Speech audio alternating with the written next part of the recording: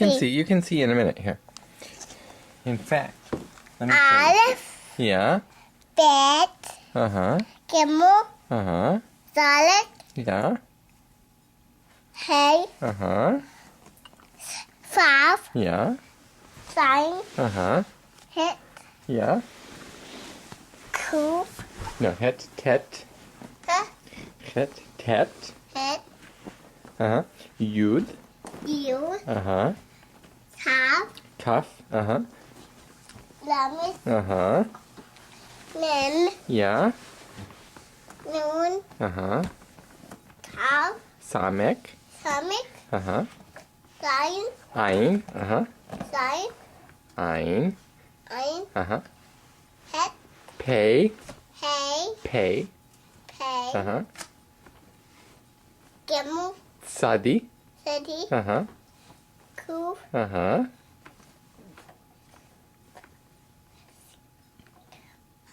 Kub. Kuf, Reish. Eis, Sin, Tav. Good job. Are you only 2 years old? Let me see. How old are you? Look at that. Here, 2. you want to see? Who's that? Can you say I'm cute I'm cute, baby. and I'm smart? Say I'm cute and I'm smart.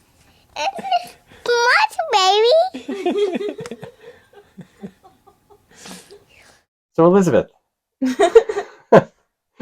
today is your 17th birthday, and you grew up in this house with this library, different places. You were that little kid who knew your alphabet and a lot of other things, and were so smart at age 2. And so we're going to talk a little bit, just for a minute, about what it was. Some of the things. You've become very successful in school. You are going into your senior year of high school, and you have done very well. You're near the top of your class. You're working at a coffee shop. You are president of the student council, and all these different things. So you've done really well. And your sisters have also done really well. And we obviously can't take credit for all that, but we do. We're very proud, and we take credit for, we believe we tried really hard to raise you and teach you good things and give you opportunities and all that stuff, right? So, but we didn't put you in private schools or, we gave you a reading list. So tell me what some of the things are that you, as you look around your friends and you look around our house, I'm putting you on the spot because you and I have not talked about this in advance, but what are some of the things that you value or think were helpful to you as you grew up? I think one of the biggest things is you guys gave us a lot of opportunities, a lot of, like the books is probably the biggest thing that you had us read. That was helpful. There's your book list. Yeah. Elizabeth's book list. It has, we'll put it up there.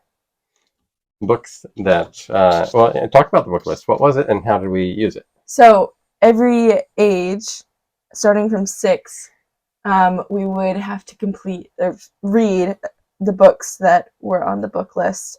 And every time we finished a book, we'd get a book dessert, but you still owe me a few of them. I do. But we would talk about, book. Dad would ask us questions, and he has them recorded somewhere. Some of them, most of them, yeah. Yeah, that's right. I'd ask you about the author, what the book was about, who the characters were, why we think the author wrote the book, and all those different kind of things. Yeah. And then you got to eat all the dessert that you wanted. Yes, exactly. And I think another thing is probably our travel was a really big. I know that a lot of people aren't lucky enough to be able to see some of the things that we were able to see at such a young age, but that really put things into perspective, like going all over the place, realizing how blessed we are over here and how blessed the United States is as a nation.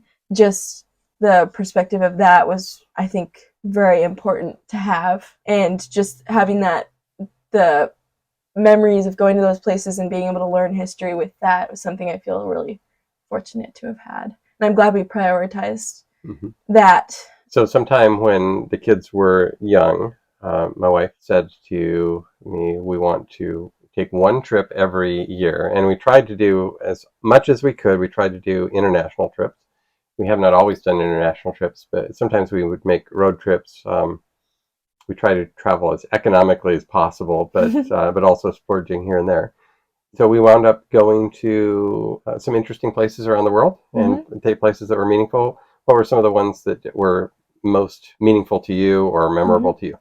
I think India was probably, and that was the first time that I had ever traveled out of the country. I was 9. And we went to India. We went all over, but being in Kerala and seeing our family over there was very impactful to me, I think, and to see that how different Ami's life could have been, how different my, where I came from, that was really cool. Yeah.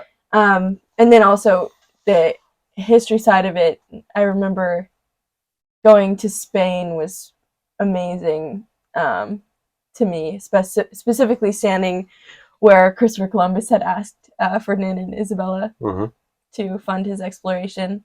That was amazing. I remember standing in that room and just feeling so like, I cannot believe I'm standing in this place that was so impactful to the founding of our nation. And that, definitely stuck with me. And I still remember in the 6th grade, which is the year in school right after we had taken that trip, we got to the unit talking about Columbus and about, the Columbian Exchange and all that stuff. And I mentioned to my teacher that the summer before I had been to Spain, I had stood in that room, and she had me put together a presentation on that trip that we had taken. Yeah. And I just remember feeling so excited to share that, and I like being able to tell my class, oh yeah, and I've been here, and showing them a picture of it. It was so cool to me. And that's part of the reason I think why I want to study history, why I love it so much. Yeah. So you've been able to go to a lot of those places. And I was there as a kid. So I had the same experience. When I was about that same age as a kid, we lived in Spain from 1980 to 1984. And so being in that room, I remember that too, going, oh my goodness, this is the room where that you have that image in your mind of that conversation occurring between them. And it's pretty neat.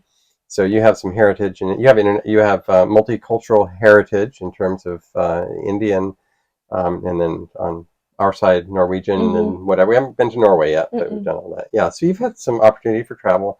You've had opportunity to read books. We encouraged you to read books. We didn't make you read books, but of course you have read a lot of books, and you've also had the experience of being in class and teachers mentioning a book, and you had read it, like Travels of Marco Polo, for example. Yeah. Yeah.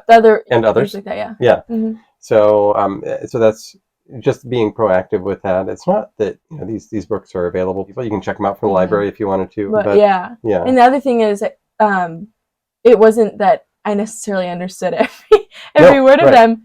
Another thing that was so helpful and that I feel really lucky about is that Dad and Mom would take the time to sit and read through books with us. When I was first starting to read on my own, I have memories, and there's a video of Dad and I reading Tales of Peter Rabbit together, and I'm so slow, just sounding every word out, and it feels to me now, I'm like, how did he have the patience to do that?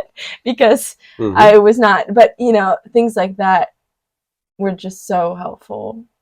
Another thing that we did that you may or may not remember is even from the time you were a little baby, we didn't talk to you with baby talk. We talked to you with as though you could understand. And so there are all these different kind of things. And we don't want to necessarily go into every detail or aspect, but we've been asked many times over the years by friends from your school parents and so forth, because all three of you have been turned out so great, and so they ask us naturally, how did you guys do it? And partly as parents, we don't always have control over every aspect of things, but I think that there are things that you can do. And I think there are things that any parent really can do. Maybe you don't have the resources to travel internationally every year, or maybe not ever, but you can do these things to help your kids, reading, being involved with them, encouraging. We were always encouraging to you, you can do it. We all need to hear people telling us that we can do it, and so forth.